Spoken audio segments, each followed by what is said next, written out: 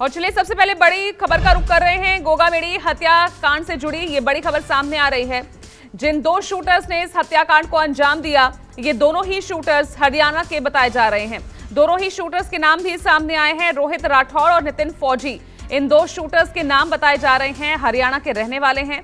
और आपको बता दें कि आज इसी हत्या के विरोध में बंद का भी आह्वान किया गया है। महाराष्ट्र और राजस्थान बंद रहेगा। हत्या के विरोध में ये बंद का आह्वान। आपको बता दें कि कल ही करणी सेना प्रमुख गोगामेडी की गोली मारकर हत्या कर दी थी। तो बता दें आपको, दो जो शूटर्स हैं जो इस हत्याकांड में शामिल थे, लगातार सघन तलाशी अभियान में जुटी हुई है पुलिस। धरपकड़ तेज कर दी गई है और जो अपडेट सामने आया है वो ये कि दो शूटर्स के नाम सामने आए हैं और दोनों ही हरियाणा के रहने वाले बताए जा रहे हैं। मेरे सहयोगी केजे श्रीवत्सन जुड़ गए हैं ज्यादा जानकारी के साथ। तो केजे, आज क्या तस्वीर राजस्थान से सामने आ सकती है? एक तरफ क्योंकि हाल ही में चुनाव संपन्न हुए हैं, सीएम के नाम को लेकर चर्चा, और दूसरी ही तरफ इस हत्याकांड ने सनसनी मचा दी है। जी बिल्कुल, देखिए किसी ने सोचा भी नहीं था कि इस तरह की घटना को कोई अंजाम दे सकता है। दिन दहाड़े घर में घुसकर, वो भी जो आदमी 24 घंटे सुरक्षा के बीच में रहता है, किस तरह से शार्प शूटर यानी कि सोची समझी रणनीति के तहत इस पूरे हत्याकांड को अंजाम दिया गया। और उसके बाद अब जो शार्प शूटर थे उनका नाम भी सामने आ गया है। हरियाणा के ये दोनों लोग बताए जा रहे हैं और अब इनकी धरपकड़ की कोशिश भी जारी है।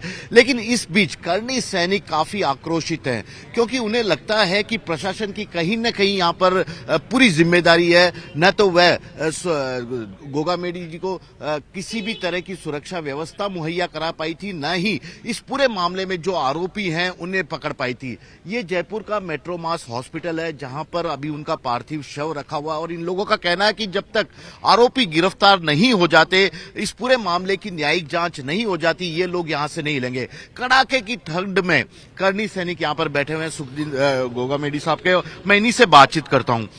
रात भर आप लोग यहीं बैठे रहे थे?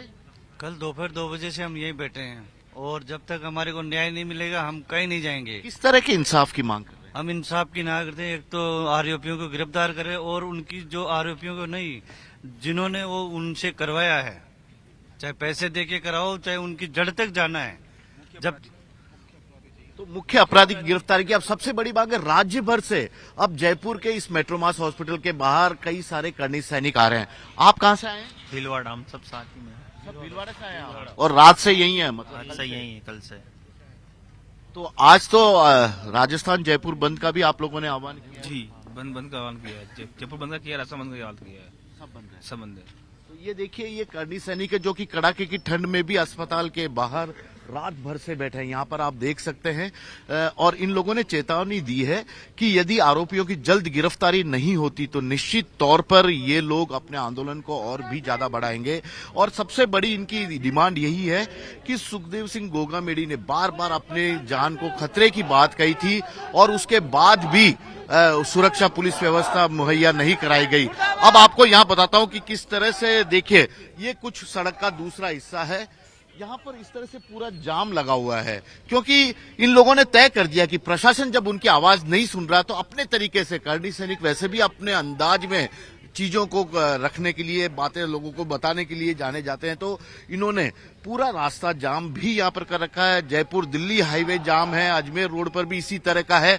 और उस तरफ अगर आप देखेंगे तो वहां पर आपको बैरिकेड्स, यानी कि जयपुर शहर की ये बात बता रहा हूं, जयपुर का हार्ट ऑफ द हार्ट वाला इलाका, मानसरोवर का जो मुख्य मार्ग माना जाता है, वहां पर रास्ता इस तरह से पूरी तरह जाम है। जयपुर के स्कूल कॉलेज भी आज छुट्टी कर, सब में अवकाश कर दिया गया, तो स्कूल कॉलेज को भी बंद कर दिया गया है। तो ये करणी सैनिक यहाँ पर लगातार जुटे हुए हैं। कई राजनीतिक दल के नेता भी यहाँ पर आ रहे हैं। चूंकि नई सरकार को राजस्थान में शपथ लेना, और इन लोगों ने चेतावनी दी है कि यदि आरोपियों की जल्द गिरफ्तारी नहीं हो जाती, इस पूरे मामले में जो दोषी प्रशासनिक अधिकारी है जिन्होंने सुरक्षा व्यवस्था बार बार शिकायत के बाद भी, बार बार की अपील के बाद भी मुहैया नहीं कराई, तो नई सरकार को शपथ तक नहीं लेने देंगे। इस तरह की बड़ी चेतावनी भी इन लोगों की तरफ से दी गई है। फिलहाल तो राजस्थान के जो एडीजी क्राइम है दिनेश अग्निशमन उनकी छुट्टियों को रद्द करके उन्हें वापस बुला लिया गया है। हरियाणा में जिन 2 शार्प शूटर के नाम सामने आ रहे हैं उनकी धरपकड़ के लिए हरियाणा पुलिस के साथ लगातार राजस्थान पुलिस संपर्क में है और जितने भी सीसीटीवी फुटेज मिले हैं उनके आधार पर आरोपियों की यहां पर पहचान की जा रही है। तो फिलहाल देखा जाए तो स्थिति राजस्थान में नियंत्रण में है, क्योंकि अभी जैसे जैसे दिन बढ़ेगा वैसे वैसे करनी सैनिक जो राज्य भर से जयपुर में आकर इकट्ठे होंगे, क्योंकि सुखदेव सिंह गोगामेडी जयपुर के इसी मेट्रो मास हॉस्पिटल में अभी उनका पार्थिव शरीर रखा हुआ और इन लोगों की चेतावनी है कि जब तक आरोपी गिरफ्तार नहीं होते यहां से उनके पार्थिव शव को वे नहीं अंतिम संस्कार के लिए ले जाएंगे। ठीक है।